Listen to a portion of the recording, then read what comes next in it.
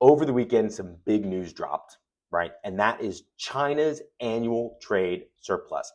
It has topped 1 trillion US dollars, measured in US dollars, for the first time ever.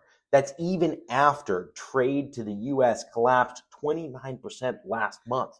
They're still over $1 trillion.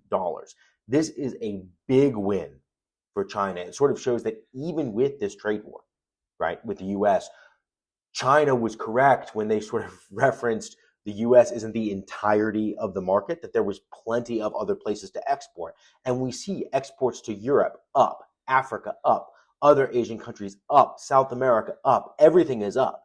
They sort of took the decline in the US trade and just pushed more product even harder into other markets. Now, this isn't just a win for China, right? I mean, it does show that it is sort of revealing that there are some European leaders that are a little more concerned now with the amount of trade dominance that China has. We had Macron sort of over the weekend talking about maybe considering some EU-China tariffs.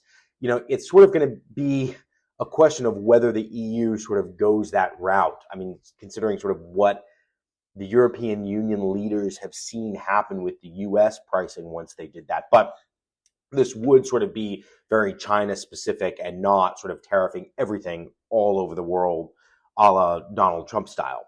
But anyway, this is definitely something to keep an eye on. I mean, these numbers, I really didn't think it was going to happen. I thought probably you'd see, either stagnant growth or maybe even a slight decline in China's export numbers.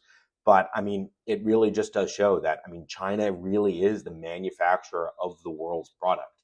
And, I don't know if using what should be a scalpel, meaning a tariff, like a hammer is really working for the U.S. in terms of protecting domestic domestic manufacturers and really pressuring China to give up a lot in sort of other negotiating stances when they sort of have easily replaced the U.S. as the consumer.